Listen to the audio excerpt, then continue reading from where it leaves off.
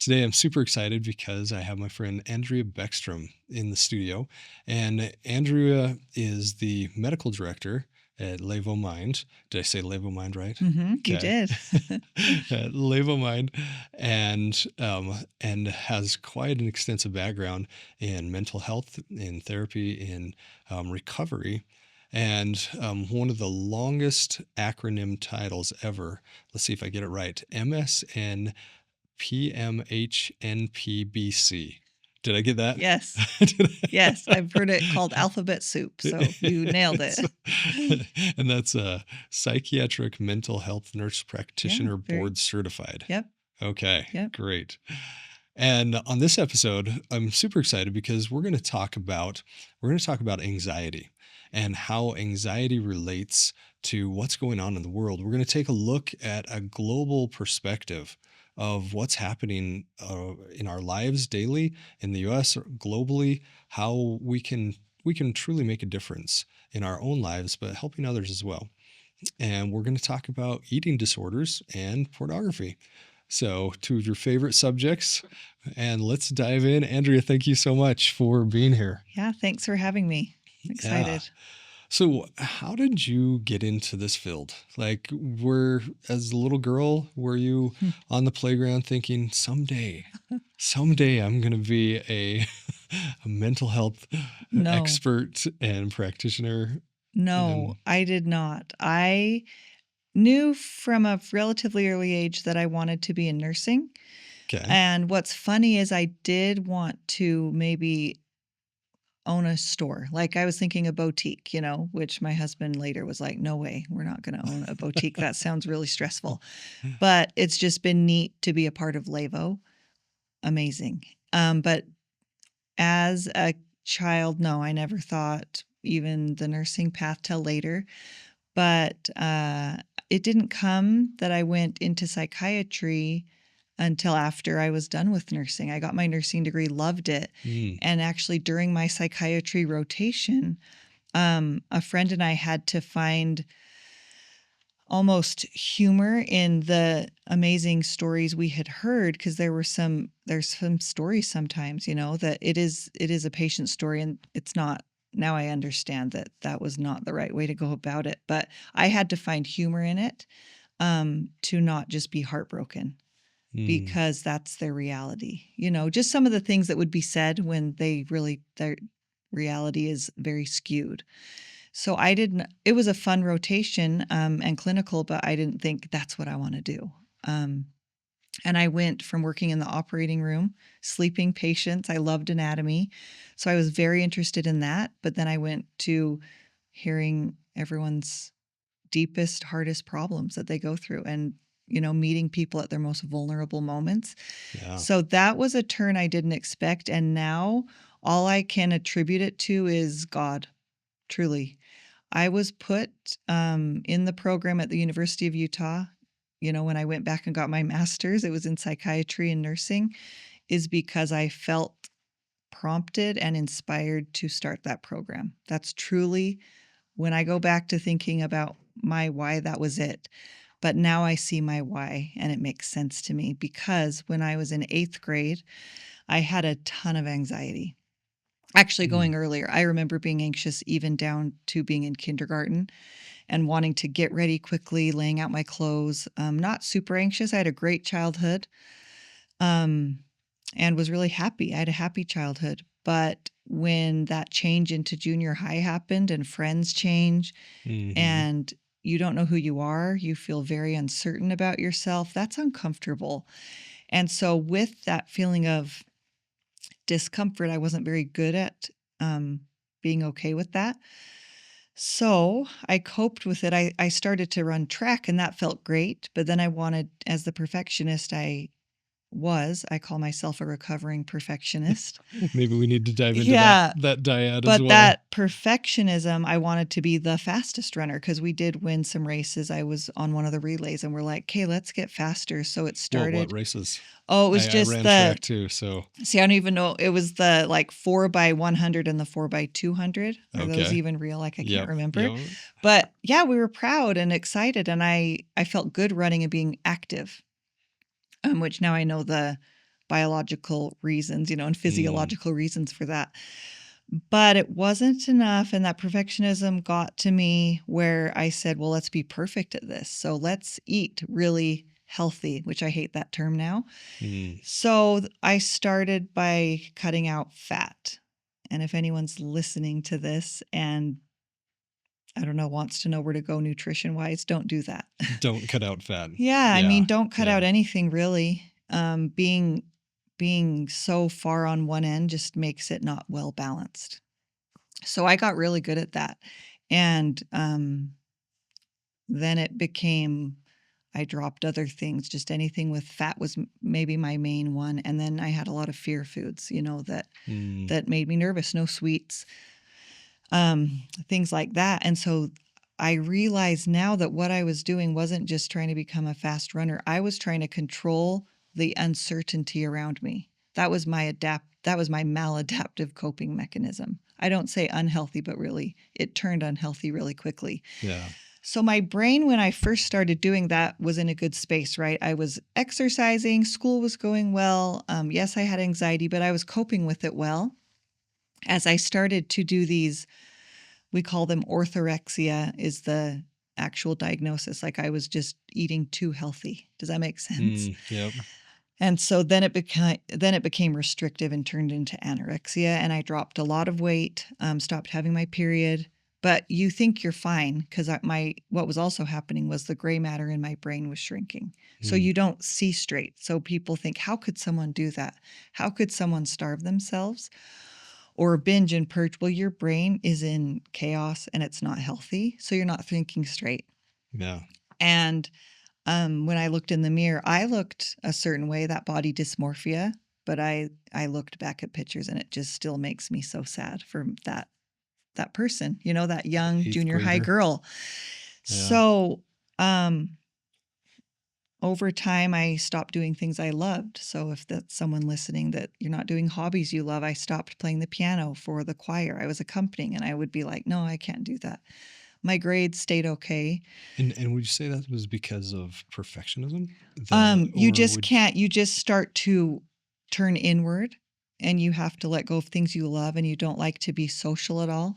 I wouldn't hang out with friends anymore on the weekend because everything is very rigid and you have to have all the control or mm, think you have the control. Really, these eating disorder behaviors have control on you. So that's how I yeah. thought I was controlling the anxiety and the uncertainty of junior high.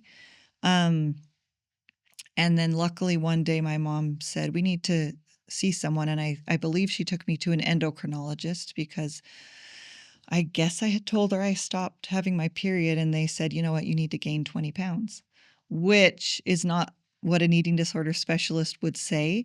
But for me, I wasn't in therapy or anything. So I did that. And over the years, yes, I still had some behaviors that were hard, but I learned other ways to cope with my anxiety, which was wonderful because I could let that piece go.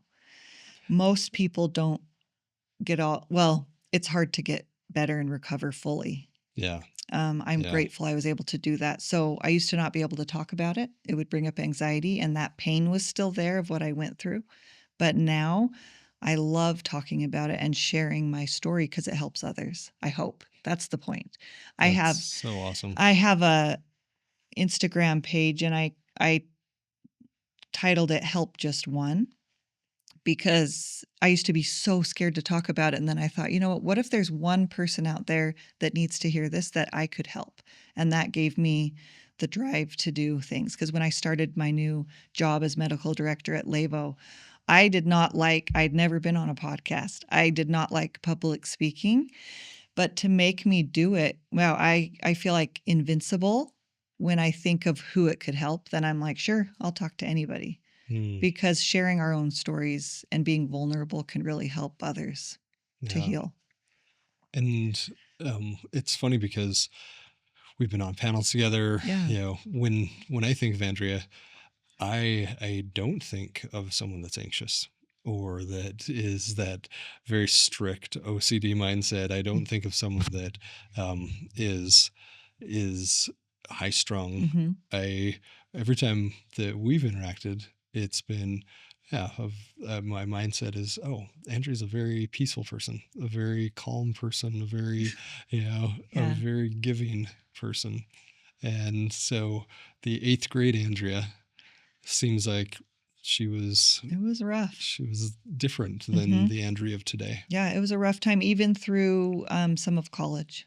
Not the eating part, but just the intense anxiety, Mm, of wanting to excel and succeed and live up to my own self-imposed expectation that was really high, and then being anxious about meeting that. So, yeah, I've done a lot of personal work, and I love working with people to help them.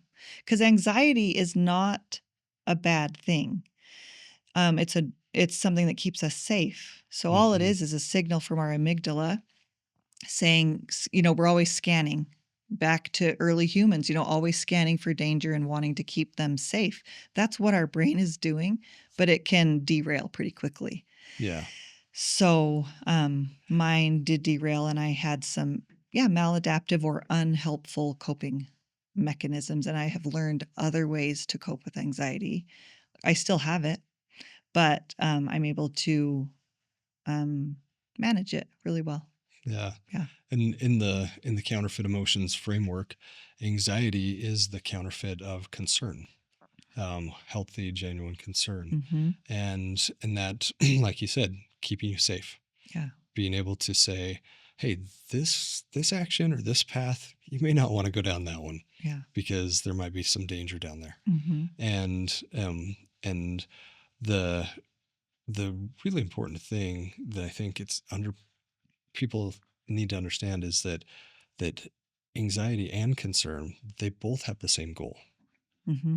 The Even though concern is the one that we want to bring on the bus Yeah.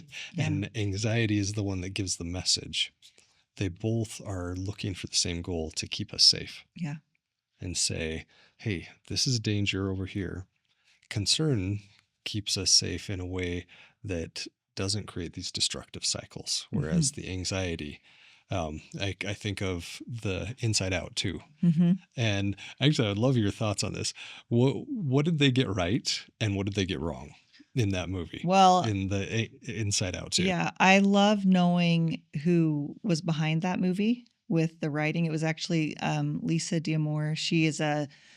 I don't know her official training, but I think she's a psychologist.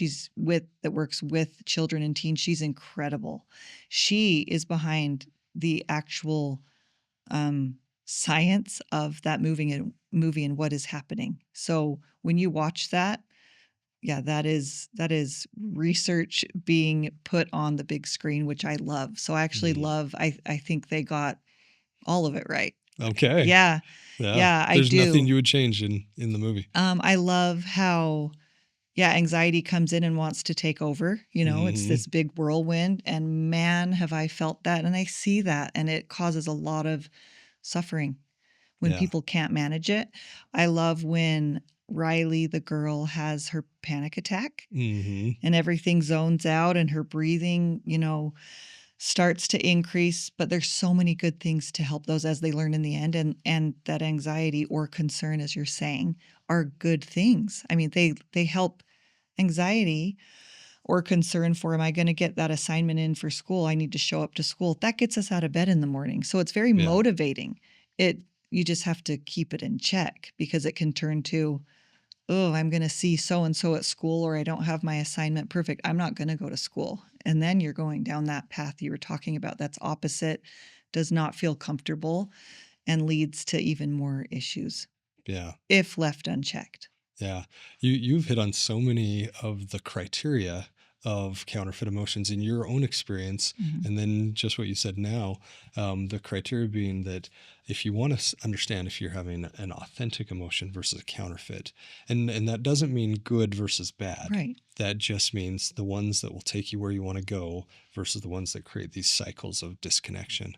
And The first criteria is connection. Mhm. And when you said in your experience, the more you got into the anxiety, the less connection you wanted with people. Yes. Every authentic emotion Mhm. connects us to ourselves, to others, to God, and to truth. Mhm. And the counterfeits, every single one plays out true for everyone, disconnects. It says, you know what, the basement's a better place than that party. Yeah. Or, don't go to school because there's all of these anxieties. Mhm. And so that's the first one. The second is direction. Where does it take me? Where does this emotion take me? And I love in Inside Out too, the switchboard. Mhm. You know, Joy is typically driving the switchboard, Yep. but then all of a sudden anxiety takes over and she kicks Joy out, and she's like, "Nope, we got this expanded switchboard, and we're going to be doing this." And then all of a sudden the whirlwind happens, Yep. and it starts spinning, and that's such a perfect depiction because every counterfeit emotion. Well, actually, let me start with the authentic. Every authentic emotion, when I did the research on this, they move us forward, upward, or bring us together. Mhm. I Every love single that. one. So they propel us, they move us to action, or they elevate us, or they bring us together in connection. And I thought, okay, the counterfeits, they're going to have the opposite, Mhm. right? They're going to move us backwards. They don't. I was blown away by this Mhm. because they only have one direction. The counterfeit emotions only have one direction, and that's back to itself. Mhm. Anxiety breeds anxiety. And that visual image of the orange spiral, the orange circle just going around the switchboard over and over, and that was so perfect because anxiety, its fuel is itself. Mhm. Its food that it has to sustain itself is more anxiety. Mhm. And that's why it just grows and builds. And so that direction is the second criteria. And then you also talked about motivation. Yeah. And the authentic emotions are motivated by love and surrender. The counterfeit emotions are motivated by fear and control. Mhm. And I call them meta emotions because they flow through all of the other emotions.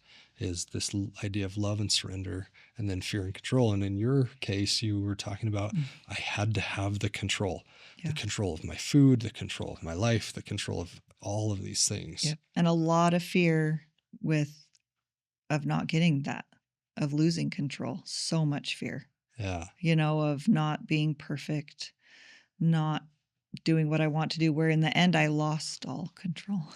I lost it all. Tell me more about that. Well, I mean, then like I said, I was retreating to not hang out on the weekend. I still had friends, but they were kind of like, "What's up?" My sister said on the ski lift, "Why don't you talk to me anymore?" I didn't know why. I would Mm, say I'm fine, as many do, because like I said, the brain is sick. If we're not nourishing it, it's not working properly. Yes, our body isn't, like our organs, our heart has to slow down. Everything has to slow down to keep us alive when we're messing with stuff and nourishment and so mhm, underfed, and your brain absolutely is affected. So that was another thing. It was isolation. Yeah, and I lost control of really having a range of emotions. I just felt pretty numb. mm, Yeah, pretty numb. So not feeling love really. I still loved my family, but I don't remember feeling really either way, just kind of neutral, which who wants to live like that, you know? yeah. Like you said, those love is such an incredible emotion and connection. So you lose that. You lose that piece. How, like, this may be a question that's hard to answer, but how how far on that spectrum of like all the love you can feel and then just this apathy or this lack of love, how far were you on that spectrum? Yeah, I love that question. You don't see it again. If anyone's with someone and they're thinking something's going on, they will not know how to express this. I can now because my brain is healthy. Okay. It's in a better place, Okay. but they'll Mhm. say they're fine. So just don't take that as the final answer. Luckily, I wasn't in the darkest where I wasn't having suicidal thoughts. I wasn't thinking I can't live like this anymore, which it often gets to. But I would say I had about 30% more to go before I was at the Mm, lowest. So it was pretty bad. It was a dark time. mm. And I didn't see it till after, when a couple years later, when I was in a better spot, finally had a better place with food and exercise, and I would see pictures and I thought, that is where I was. And my mom said, yeah. I mean, So it made me you couldn't sick. even see it. Mm-mm. Your You couldn't. um your brain makes it so you can't see it, because it's so sick. So it's that Mm, body dysmorphia. And yeah, it's shocking after. So no one a lot don't go seek help themselves. yeah. Mhm. I'm so sorry that you got to that point. That Yeah, must have thanks. been so lonely. It was, but I didn't realize till later, and I have mourned, but I also strangely, which I think many people feel when they've been through something so hard, is gratitude for learning that, coming out on the other side. I Mm, feel coming out better, to better understand people and have compassion for people. And I think it makes me a better provider. mm, I can sit with them in that hard, and I don't tell them my story when I'm in an appointment because it's about them, but I can say, I know how you feel. And I and do mean know. it. And I've cried with people, not because I say, oh, I've been there. That was me.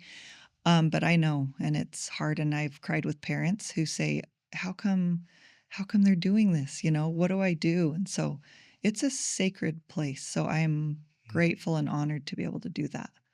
That's really beautiful. Yeah, And I know that there's some parents that are going to be listening, I hope that's it. and they feel that despair. Hmm. They don't know what to do for their kids that they love so much. They do. And how do we get help for those kids? If the kids are listening, but also if the parents are listening, like how do we get help for them? A few things come to mind. One is, as a parent myself, I've had some. There's one key moment that sticks out in my mind where I could have lost a safe relationship with my oldest. Um, it'll make me emotional because she felt safe enough to come to me, and it wasn't. she was. She had been doing homework, hours and hours of homework, and my husband and I started to think, "Oh, she's doing a lot of homework." And my gut said something's going on. But I just let it ride, and I thought, "We'll keep checking in." Well, it turned out she had been doing nothing horrible. She'd been spending a lot of time on YouTube watching craft video, like innocent stuff, but it made me very upset. My initial reaction was anger because she had not done her work around, like her chores around the house. She hadn't been practicing her instrument, like stuff that we expected as a family. Yeah. And I just felt deceived and like, that's not fair. We're going to show her. And my husband said, Andrea, she already feels terrible. So the minute she came to me and said, Mom, I have to tell you something. And she told me, she said, you know how I said I've been doing homework? I would start, but then I would get distracted. And if I would have blown up in that moment, I would have lost her safety Mm, for her to come to me. So I think you asked, where do parents start? I think being a safe place and taking care of your own emotions, your own baggage, your own struggles, so that it's not about them. It's actually about you and being able to be that safe place. So you can react in a way that isn't reactive because you're so angry, or it's bringing up past times you've been offended, yeah. or lied to, or whatever it is, but just be a listening ear. Um, I love the saying, we were given two ears and one mouth so we can listen more. You can listen Because, twice as much, yes, as a at least. parent, I used to talk so much and try to get my word in and try to get in my point, but that was just making a barrier. So that's one thing. Also, just trust your gut. Um, I haven't had, well, I've had that a couple times with my own children where I've trusted my gut and had to go through several providers to find what was wrong. One was when my daughter had type 1 diabetes, and Mm, they kept saying, she's fine, she's growing. But She wasn't gaining weight or growing in height. And I was like, something's wrong. And it took like a year to figure that out because I kept searching. I knew something was wrong. So trust your gut, your parent gut. It's a gift. And also another daughter was like on the couch and looked severely depressed. And my gut was maybe her vitamin D is low, which we do all the time at Lavo. And we look at lab work, and her doctor did not want to draw a simple lab for vitamin D, and that was the issue. She had none. She was at 16 and our low normal is 30. Oh, So she wow. didn't need a medication, she needed vitamin The D. low normal is 30. 30. So And she was deficient. She had at none, and she was 16. laying on the couch and looked severely depressed. Wow. And that was actually, I'm thinking back to our panel, that was one of the things that I found fascinating in the advice you gave was the vitamin D levels. Yeah, it's a simple thing, and yet there's pushback sometimes just to add that to your normal lipid panel, like cholesterol, things like that. So advocate for yourself. And if you're a parent, just trust your gut. Also, if you're a parent listening, kids aren't going to say, sure, let's go. Take me somewhere to get checked out. That's a great idea. There's so much stigma. They're going to that, say no, and they're yeah. going to not want to be different than their peers. Yeah. And I have many teens that don't want to take a medication, so I love to educate. So I would say take them anyway. Just say, I'm doing this out of love and concern. Don't be forceful about it. But if you can talk to them and say, my job is to care about you and keep you safe. I'm doing this out of love. We're just going to go see, we're just going to go get things checked out and see what's going on. Give them that soft gateway. Yes. Into, let's just explore this. We don't have to make any decisions. Let's just find out. I mean, that feels so much better than we're going to go, you're going to do this because I said so. Yeah. That just gives more pushback. Yeah. That's the advice I would give, but it's still hard. It's still hard because many times they don't want to. And if it's a teen that's listening and feels terrible and is worried about how they feel, talk to someone. There's a psychiatrist that who studies ADHD. There's a lot of worry in ADHD, but there's a lot of worry in a lot of things. So never worry alone. Tell someone. It doesn't have to be your parent, but tell a trusted adult that your fear will be safe with and your concern. And that will feel better. If it's anything, if it's pornography or you're worried about friends at school or your grades are in the pot and your parents are going to freak out, like tell somebody.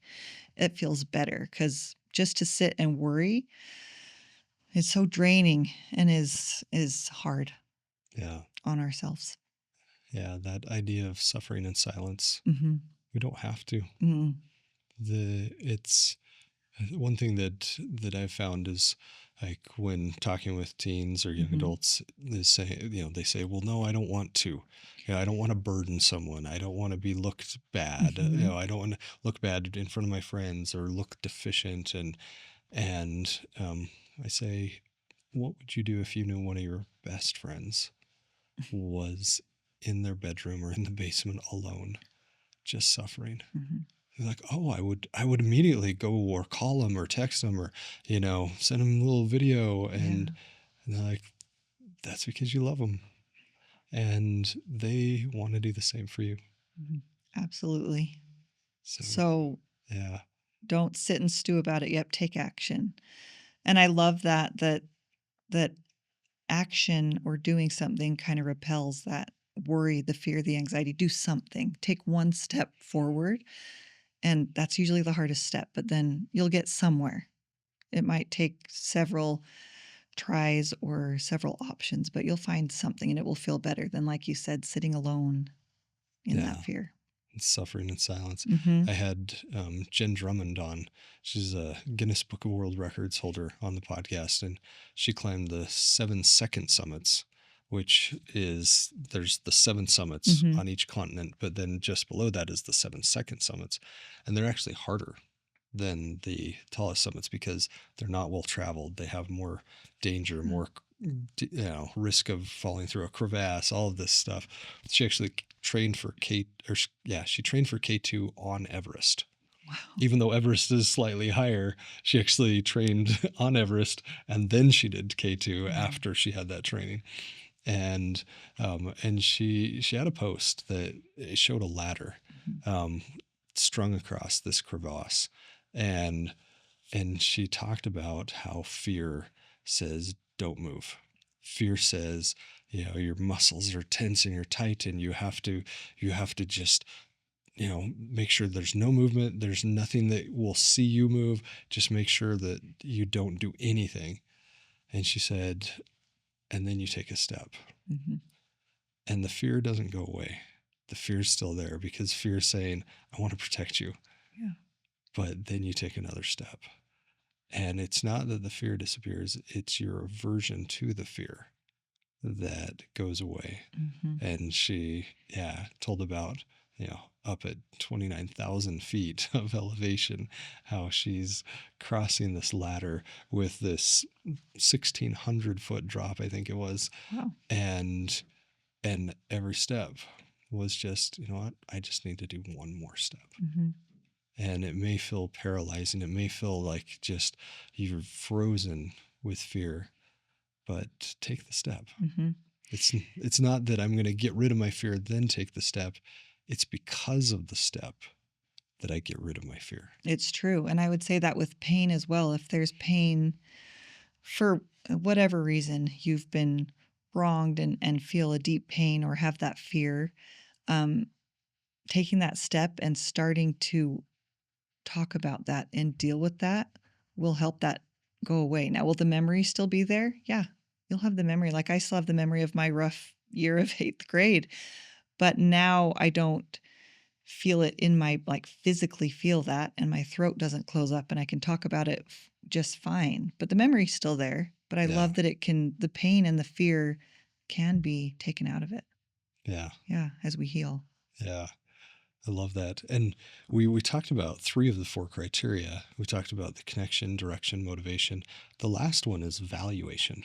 Hmm. And the authentic emotions, they value the soul. They value the true self, the brilliant diamond that can't be tarnished, that cannot be broken, that Hmm. lives inside of each of us. It says that person, that diamond is divine. Hmm.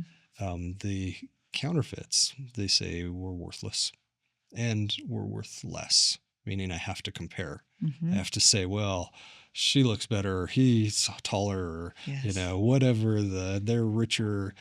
And how does anxiety play out with the valuation?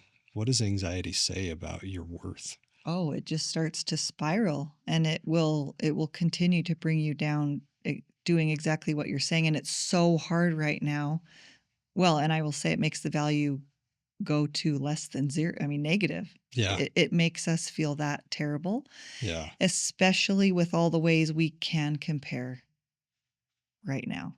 Hmm. All the access we have to seeing into so many people's lives is unbelievable.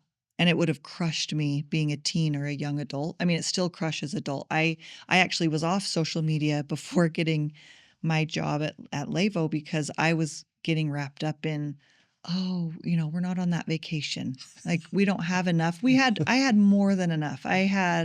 I loved my life, but I look back and that made me really sad to feel that way. Yeah. And it felt pretty gross. And I did feel unsettled a lot and increased my anxiety. And so I got off, but I am on social media now, like I said, but it's for a different reason. And I'm not villainizing social media because I actually find a lot of good there now because Yeah. I'm um, posting so much mental health stuff and my feed is just all quotes and And strategies. tell us your Instagram handle It's again. It's help.just.one. So help help just one, dot but just dot one. yeah, ONE or the number one? ONE. Okay. Mm-hmm. Health. Just got Help help dot dot just just dot dot one. one. Okay. Yeah, so that just changed my perspective, but I can see how easily we feel worthless, Yeah. when we are doing that comparing, and um that's a hard place to be. And I tell patients all the time this is something we work on a lot of the time because I always say, how are you talking to yourself? Because if we spoke to other people the way all of us speak to ourselves, oh, you're so dumb. Why did you do that? Oh, Yeah. you really messed up. We would not have friends. Like society would not socialize because we would be so unkind to each It would other. just crumble. It Society would, would crumble. because we're kind to everyone else, but we can't give ourselves some grace. We can't give ourselves the same kindness. That is so backwards to me. Yeah. But it's hard. It's hard. So, um, even today, I was late to a different meeting and not my fault. I mean, I left with plenty of time. There was traffic, but I had to think and pause and be kind and not beat myself up for that. It's okay. So I just remind patients, you're not doing so bad. You're saying some pretty harsh things. So now let's say some nice things. And it's simple, but it's hard to do. Yeah. So I think that can help bring some worth back into. I mean, we never have less worth, right? Yeah. But just reminding ourselves and speaking kind to ourselves, which is a simple concept but hard to do. Yeah. So The talk that comes to mind is Sister Runia. so good. How she held her hand Stays up the same. and she said, "This is your worth. This is life." Yeah. And And this does not change. it does not change. Never. And it's such a beautiful concept Yeah. that, inside each of us is a brilliant diamond Mm-hmm. that is our soul. And that can't be tarnished. It can't be broken. And it's eternal. Mm-hmm. And recently I realized that everything in life, everything, the studio that we're in, the microphones, the earth, the dirt, stars, everything, the human body, everything is subject to entropy, meaning that everything is slowly in a state of decay or Mm-hmm. dying or erosion, except for the human soul. Mm-hmm. That's the only thing that is not subject to entropy, is the human soul, because it continues to grow. It continues to expand. It's an amazing, amazing concept in the universe, Mm-hmm. that we each carry with us something that is immune to entropy. And that's us. That is our soul. It's incredible. I love that thought, which I think most people don't understand or know. Yeah. And that causes a lot of hurt and pain and, difficulty in life. Yeah. And that's what those counterfeit emotions do. They say, okay, we're going to start you at worthless, Mhm. meaning you're at zero. Yeah. Now we'll say you're worth less. So because you're not as tall or as pretty or handsome or as rich or as fast, and you just keep going down that ladder. You started at zero. Now we're just knocking down the negatives. Yes. And can go forever. I mean, you could keep saying yeah, hundreds of things literally, if you look. especially with social media. Yep. Because there's always somebody that's doing something better. Yep. And in business, I've always been a tech entrepreneur. Mm-hmm. And it was so funny because in my first business, I thought I had to do it alone. I thought I had to do it alone, suffer alone, and because I had to be this really cool guy, entrepreneur that knew everything, had all the answers, got it all figured out. I had no clue. I had no clue what I was doing, but I thought I had to have that persona. Mm-hmm. That, going back to the perfectionism side of things, I had to have that persona, and it created such imposter syndrome. And it wasn't until I started going to networking events, Mm-hmm. and very specifically in Utah, these networking events, that other entrepreneurs, they would just be like, yeah, I've got no clue. Does anybody have any ideas about this? And I'd be like, wait, you have no clue? I have no clue. We're all just trying to figure this out together. And being able to say, oh, I'm okay. Mm-hmm. I'm doing the same thing everyone else is doing. And it was so interesting because I went to an event here in Utah, and then it was like the week after I went to California, Mm-hmm. did a very similar one. And it was such a stark difference, because in Utah, it was like, hey, I've been there. I didn't know how to do this. This is what I kind of figured out. Maybe try this. And everybody's trying to help each other. California is like, oh, tell me what you're doing. Oh, we don't discuss that. And Interesting. it was like, "Oh, how are you doing, like, with your growth?" "Oh, we don't tell you those numbers, Okay. and you have to sign an NDA." And I'm like, "Wow." Stark Where difference. yeah, it Wow. was that closed off, walled, and I can't say that's all of California, Yeah. but this particular networking event, that was the case. Hmm. And I realized, "Oh, you know what? Maybe I'm not doing as bad as I thought." Yeah. And these, this comparison and other entrepreneurs that I thought were just crushing it and they're like doing so good and they've got so much Yes. publicity and all this. And then I would talk to them in person. They're like, "Whew, I don't know if I'm going to make payroll." And I'm like, "Wait, what? My perception of you was way up here. Yeah. And now you're telling me you don't know if you can make payroll. You're struggling just like me. And we're all in this together, Yeah. that we don't have to be alone. We don't have to think that we're alone, because guarantee you that other people are going through the exact same Yeah. thing." I love that you say that because I always say that if you were to share your story, there's most likely always going to be someone that says, "Me too." And how good does that feel when someone says, "Yeah, oh, you too?" Yes, me, I'm going through that too. Just to feel like, okay, someone might be able to help me. And I have had that happen before when I have struggled with a couple things where it was like, who do I talk to? And I sat and I worried alone, and then I felt prompted to talk to certain people. Some I had not talked to for a long time, and I went to those people, and they all had stories related to what I was dealing with. I was blown away, and it helped me Every single one of them. every single one. There was Wow. something that they told me to help me in my journey, and I just was floored, and I thought I always think of it this way. I tell patients, like, I wish everyone, I know we don't wanna air out all the dirty laundry, but I wish everyone could say what they're struggling with and I wish we could have a sign. Humanity would change. There would be so much compassion because, like you said, we think everyone's doing great and marriage is good or kids are great, school's going well. But man, if people could write the hardships they're going through, it would shift our outlook on so many things. And I think we would feel so much love and compassion and be moved to help. But we don't do that. Yeah. But Yeah. I like to think about that. The crazy thing is when I was learning about this entrepreneur that I thought was like the Yeah. bomb, and he was struggling to make payroll. And I was like, "Really? I thought you had it all together."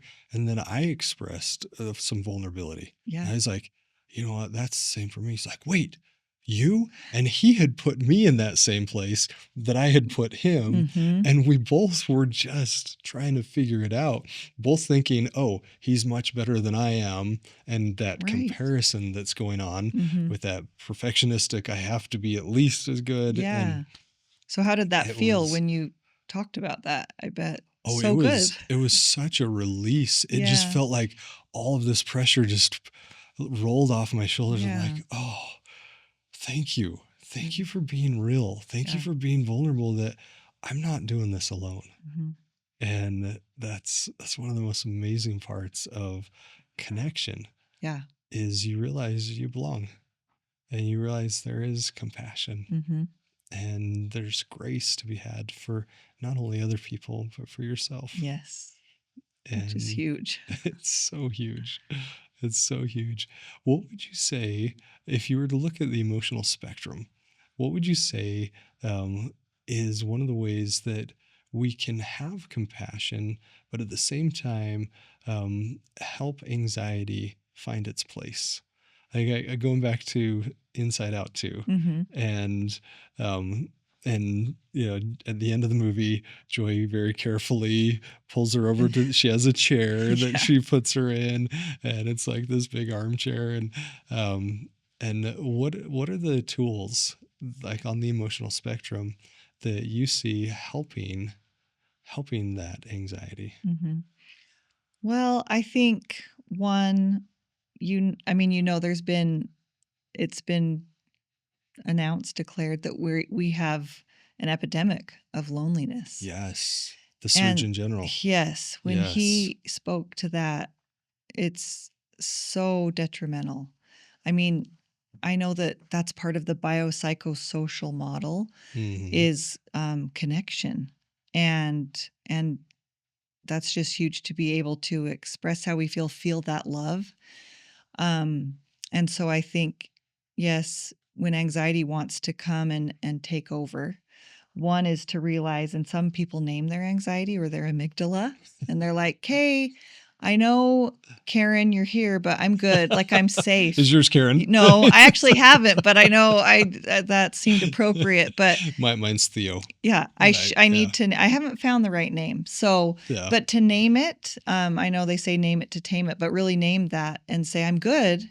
Thank you for trying to warn me. So, um, but one, I just think having compassion for ourselves is a huge part that can help calm the anxiety and not beating ourselves up.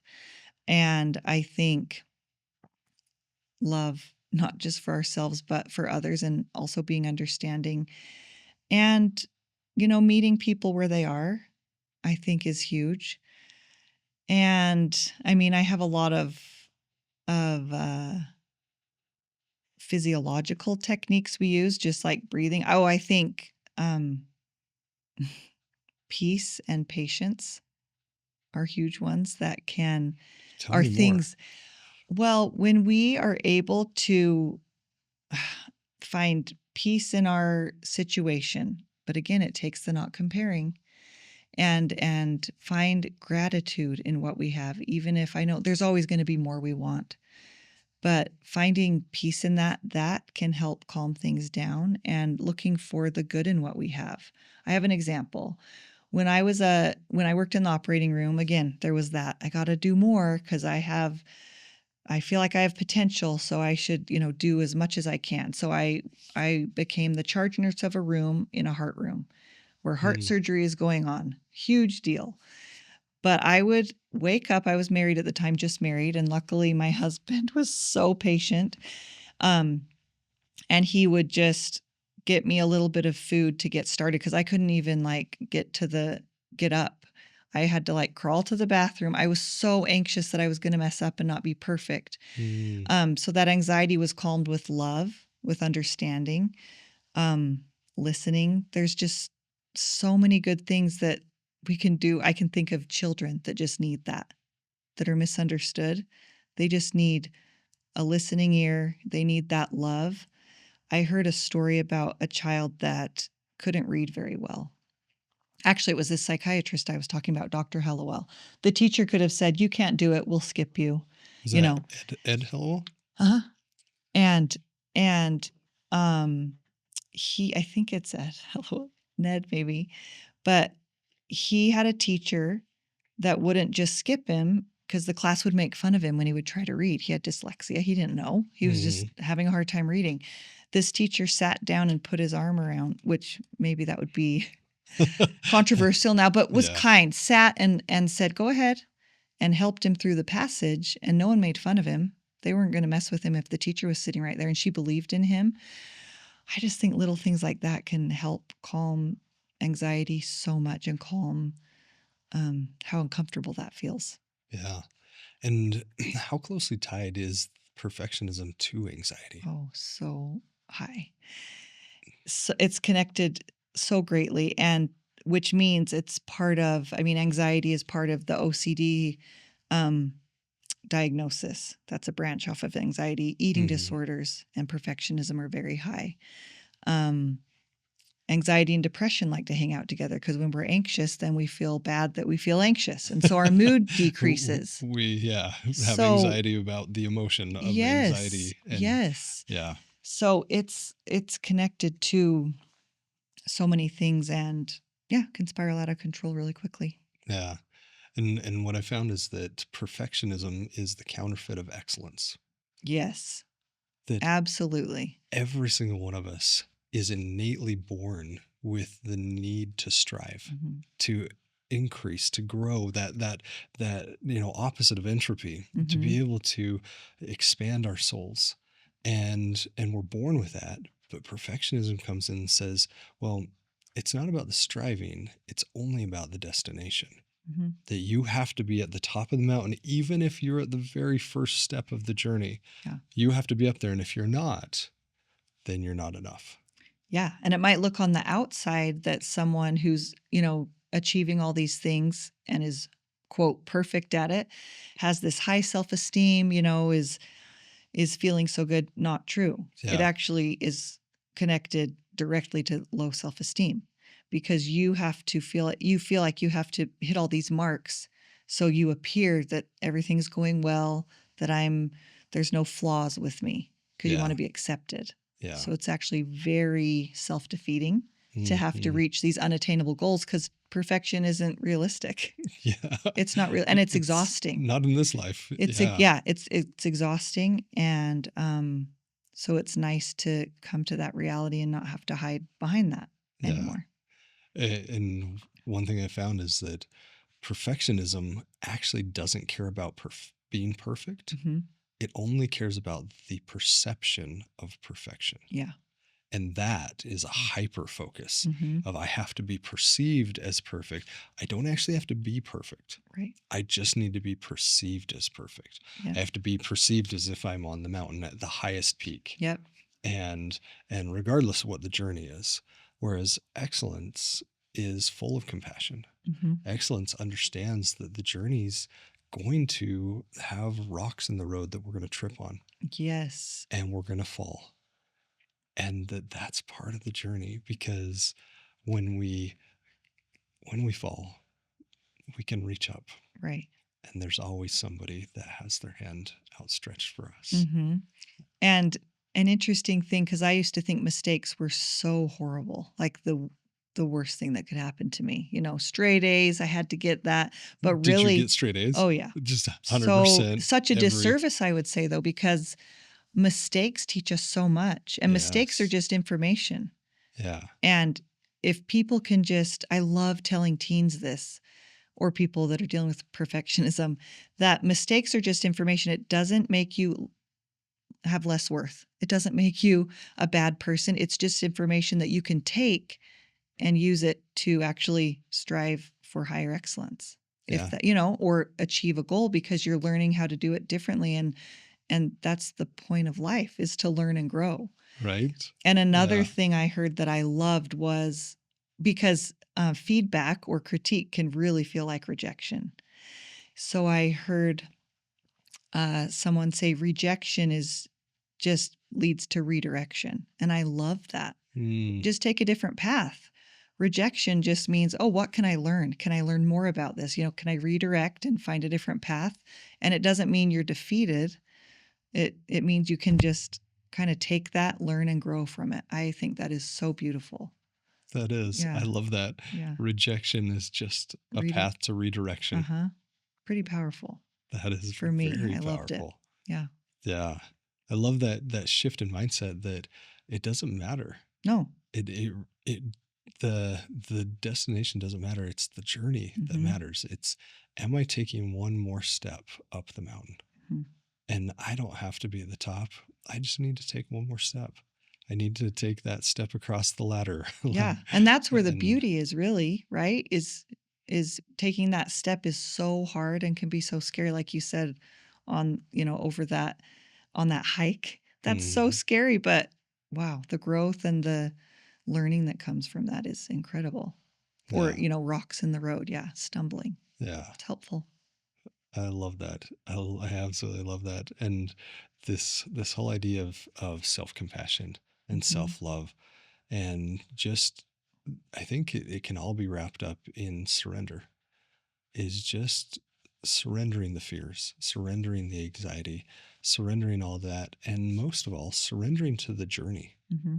Like, I get to go on this journey, and that by itself is amazing. Yeah. That's an incredible thing. I get to go on this journey, and it's going to be full of potholes and rocks in the road and other things.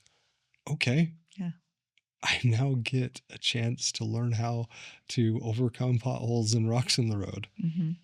And that's part of the beauty of what we get to go through in this life. Right. Is it's not about, well, you stumbled and fell. Yeah, I did.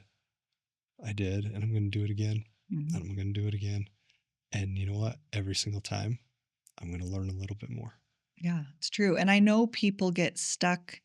They get stuck. They don't know how to continue, if it be for mental health and depression is taking over, they don't know how to get out of bed. So just finding help and keep making decisions, keep trying to take one step and moving forward because that's life too. Sometimes we feel like we have things we can't carry ourselves.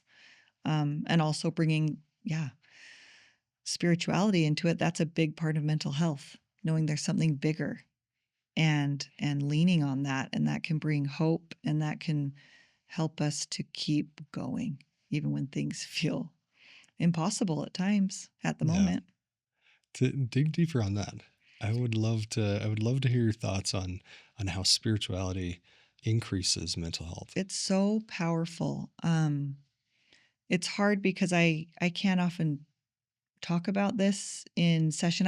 We can if I ask about spiritual beliefs, not religion, but do you have spirituality? What can ground you and make you, what are your beliefs in a higher power? But we can't go into specifics, but those that have spirituality in their lives, if it be through meditation or being in nature or an organized religion, they are able to get over challenges, and if they believe in God, pray to God and have that belief that they have that help.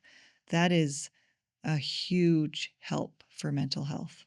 Hmm. And it's part of the biopsychosocial model that encompasses our biological, like how is our physical health doing, and how is our, socials on there, Hmm. how are our connections, and then spirituality, because um, it brings calmness, it helps to um, ground people so that Yeah. they just know there's something bigger, and there's something, if it be nature or something, to help them get through. That is powerful, and it Yeah. helps people more than people realize. Yeah. So, Knowing that there's something bigger than you, yep. knowing that for me, it's God. Yeah. For that with God, I I can be part of His plan. Mhm. And it's so funny because as an entrepreneur and as this cool guy, startup founder, Yeah. all that stuff, I I put so much worth into how many awards were on the trophy shelf Mhm. and how many magazines was I written up in Yeah. and how many galas and laurels were heaped upon me and all of those things. And all of that time I was auditioning for the lead role in my movie. Mhm. And what I realized is I didn't need the lead role and I never got it. Yeah. Yeah. I just needed to be a supporting actor in the greatest story ever told. Mhm. And that's That's enough. that's powerful, right? That Yeah. just brings hope and joy that can't be matched. Yeah. Yeah. It's pretty incredible. Mhm. Well, I am Yeah. so grateful for you joining us. In the counterfeit emotions framework, there's one emotion that can't be counterfeited, and that's peace. And where do you find peace? I find peace in what we just talked about in the gospel, and in knowing, yeah, that I'm part of something bigger. And part of that is my call to work in mental health and to realize the struggles I've been through are even part of something bigger so that I can help. I chose help just one because I think daily of people out there struggling. I think of kids that don't have support after school. I think of new moms that don't have support. It it is heavy, but that gives me hope and peace, and it fills me up each day to be able to work toward carrying out a vision of helping people know where to get help, and that there is hope, and there's so much that people can do to get to a better place. So that brings me the most peace. Thanks, Andrea. Yeah, thank you for having me. And thank you all for joining us today talking about anxiety, talking about breaking out of the cycles of anxiety, how to address those that are either with eating disorders or struggle with that social isolation. And I hope that if you find this helpful, if you find this useful, that you'll share it with a friend. Make sure to like and subscribe. Click on that bell button because that'll let you know when each episode comes out. And until next time, I hope you find peace.